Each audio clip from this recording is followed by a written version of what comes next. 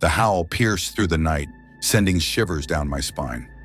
I froze, my heart pounding against my rib cage as I stood in the shadows of a narrow alley in downtown Boston. The sound was unlike anything I'd ever heard before, a chilling blend of human agony and bestial rage that made my blood run cold. My name is Jacob, and I'm about to tell you a story that will haunt your dreams. A tale of a night that started like any other, but quickly descended into a nightmare from which I'm still trying to wake up. It was just past midnight when I left the office. As a 39-year-old financial analyst, late nights were nothing new to me. But this night was different. The air felt heavy, charged with an electricity that made the hairs on the back of my neck stand on end. The streets were eerily quiet, save for the distant rumble of traffic and the occasional clatter of the subway beneath my feet. I decided to take a shortcut through an alley I'd used 100 times before. Big mistake.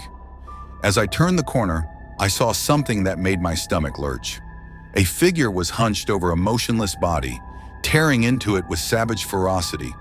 The wet sounds of ripping flesh and the crunching of bones filled the air. I must have made a sound, a gasp, a whimper, I don't know, because suddenly the figure stopped. It turned, and I found myself staring into eyes that glowed an unnatural amber in the dim light. They were not human eyes. They were the eyes of a predator, and I was its prey. The creature rose to its full height, easily 7 feet tall. In the shadows, I could make out the outline of a massive, wolf-like head atop a muscular, hair-covered body. Its hands, or if you could call them that, ended in razor-sharp claws dripping with fresh blood. I ran. Oh God, how I ran. My legs pumped furiously as I sprinted out of the alley and onto the main street. But the streets were deserted, no one to help, no one to hear my screams. Behind me, I could hear the thud of heavy footfalls and the scrape of claws on concrete. I darted into the first open building I saw, a parking garage. The fluorescent lights flickered ominously as I raced up the levels, searching desperately for a hiding spot or a weapon, anything that might give me a chance against this monster. On the third level, I heard a scream, a woman's voice filled with terror and pain. It was coming from the level above me. Every instinct told me to keep running, to save myself, but I couldn't. I couldn't leave someone else to face that horror alone. Taking the stairs 2 at a time, I burst onto the 4th level. The scene before me was straight out of a horror movie.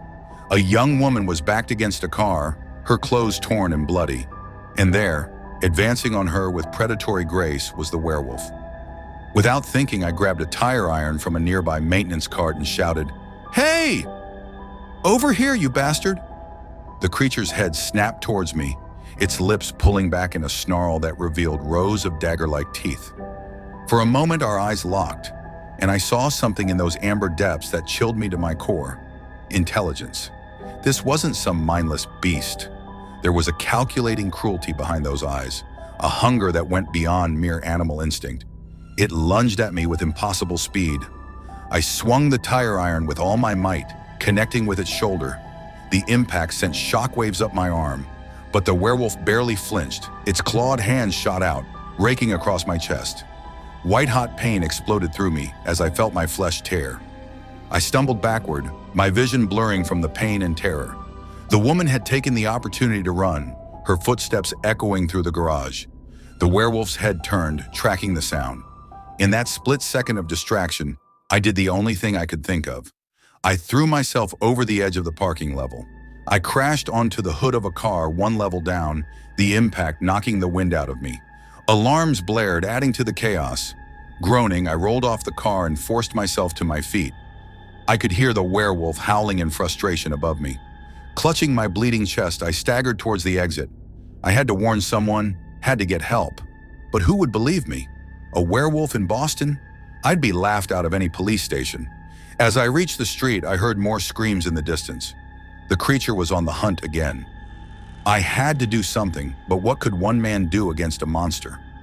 I fumbled for my phone, dialing 911 with shaking fingers. "There's a wild animal attacking people," I gasped to the operator. "Near the financial district.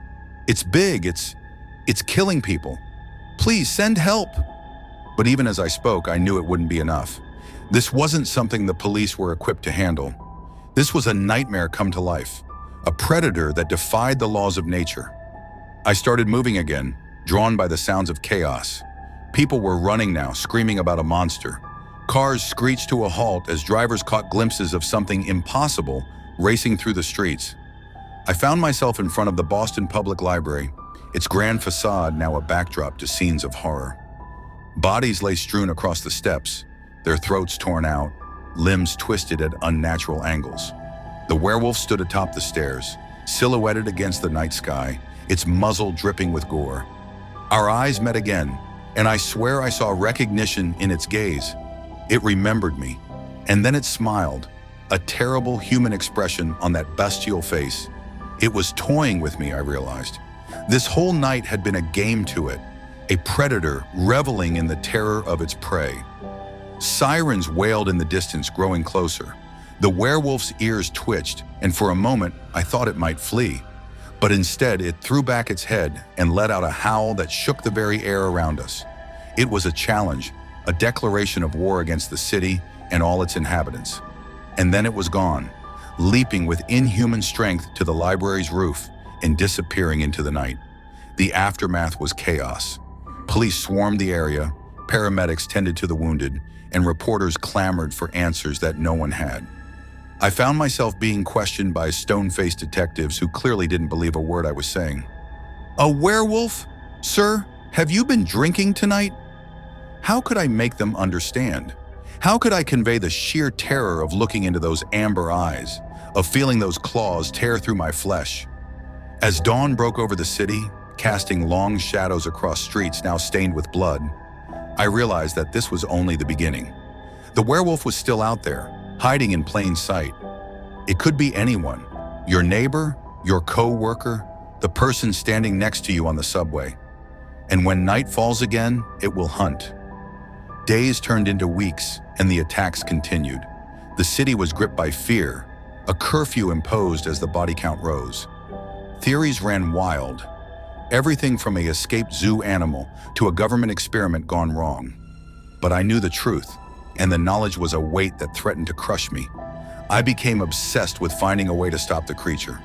I pored over old books on folklore, consulted with self-proclaimed experts in the occult, and even reached out to a few scientists crazy enough to entertain the idea of lycanthropy. One night, about a month after my first encounter with the beast, I found myself in a seedy bar on the outskirts of the city. I was meeting a man who claimed to have information about the werewolf's true identity. As I nursed a whiskey, trying to calm my nerves, I felt a presence behind me. "You're the one who's been asking questions," a gravelly voice said. I turned to find myself face to face with a grizzled old man, his face a roadmap of scars and hard living. He introduced himself as Marcus, a former hunter who'd tracked creatures like this across the globe. "You've seen it, haven't you?" he asked, his eyes boring into mine. "You've looked into its eyes and seen the monster behind the man." I nodded, unable to speak. Finally, someone who believed me, who understood the terror that had become my constant companion. Marcus leaned in close, his voice dropping to a whisper. "There's a way to kill it, you know. Silver, yes, but it's not that simple. The silver has to pierce its heart at the exact moment it's transforming. That's when it's vulnerable." My mind raced with the implications. But how? How do we find it? How do we know when it's going to transform? The old hunter's eyes gleamed with a mix of excitement and fear. "There's a pattern to the killings. It's not random. It's building to something, a ritual of sorts. And I think I know where it's going to happen next." He laid out his theory. The werewolf was targeting specific locations around the city, forming a pentagram when connected on a map. The next point, the one that would complete the symbol, was the top of the Prudential Tower. "Tomorrow night," Marcus said, "is the full moon. That's when it'll make its move. That's when we end this." I wanted to believe him, wanted to believe that this nightmare could be over. But a part of me, the part that had looked into those amber eyes and seen the intelligence there, knew it couldn't be this easy. The next night found us atop the Prudential Tower, armed with silver-tipped crossbow bolts and hearts pounding with anticipation. The city sprawled out below us, a sea of twinkling lights that belied the terror gripping its streets. As the moon rose full and bright in the cloudless sky, we heard it, the howl that had haunted my dreams for weeks. It was close, too close. Suddenly, the door to the observation deck burst open, but it wasn't the werewolf that stepped through. It was a man, middle-aged, unremarkable, someone you'd pass on the street without a second glance, except for his eyes, those terrible, familiar amber eyes.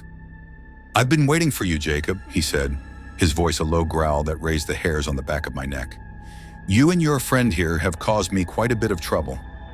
Marcus raised his crossbow, but the man, the werewolf in human form, moved with blinding speed. In an instant, he had the old hunter by the throat, lifting him off his feet.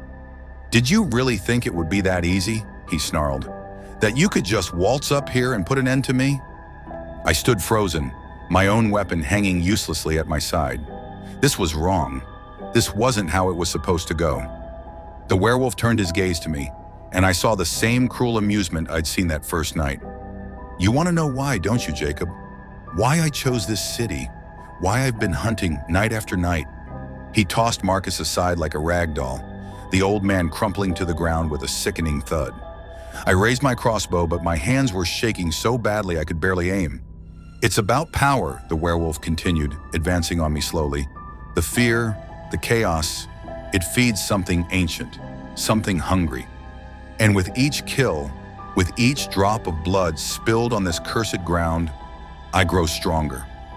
He was almost upon me now, close enough that I could smell the copper scent of blood on his breath. "But you, Jacob, you're special. You looked into my eyes that first night and didn't break. You've pursued me, hunted me, and now you'll join me." With a roar that turned into a howl, he began to change. Bones cracked and reformed, muscles bulged and shifted, fur sprouted from skin that split and healed in an instant. And those eyes, those terrible amber eyes, never left mine. I fired the crossbow, the silver-tipped bolt flying true, but it was too late. The werewolf, now fully transformed, swatted the projectile aside like it was nothing more than an annoying insect. Pain exploded through my shoulder as its jaws clamped down, teeth piercing flesh and muscle. I screamed, the sound lost in the howling wind that had kicked up around us. As darkness crept in at the edges of my vision, I had one last coherent thought. This isn't the end. It's only the beginning. I awoke in a hospital bed, my body a mass of pain, and my mind a jumble of fragmented memories. The doctors told me I was lucky to be alive, that I'd been found on the street below the Prudential Tower, my body broken, but somehow still breathing. They didn't mention Marcus. They didn't mention the werewolf. And when I tried to tell them what had happened, they exchanged worried glances and increased my pain medication. As the days passed and my strength returned, I began to notice changes. My senses seemed sharper, my reflexes quicker. And at night when the moon hung heavy in the sky, I felt a stirring in my blood, a call I couldn't quite understand, but knew I would soon be powerless to resist. The werewolf had said I was special, that I would join him. Only now did I realize the full horror of what that meant. I wasn't his victim. I was his successor, his legacy. As I stand here now, looking out over the city that will soon become my hunting ground, I feel a mix of terror and exhilaration. The beast inside me grows stronger with each passing day, and I know that when the next full moon rises, I will answer its call. To those who read this, consider it both a warning and a confession. The Werewolf of Boston is not gone. It lives on in me, and soon I will take up the mantle of terror that has gripped this city. Lock your doors, stay off the streets at night, and if you hear a howl in the darkness, pray it's not coming for you, because once the hunt begins, no one is safe. The curse of the werewolf has found a new host, and Boston will never be the same again.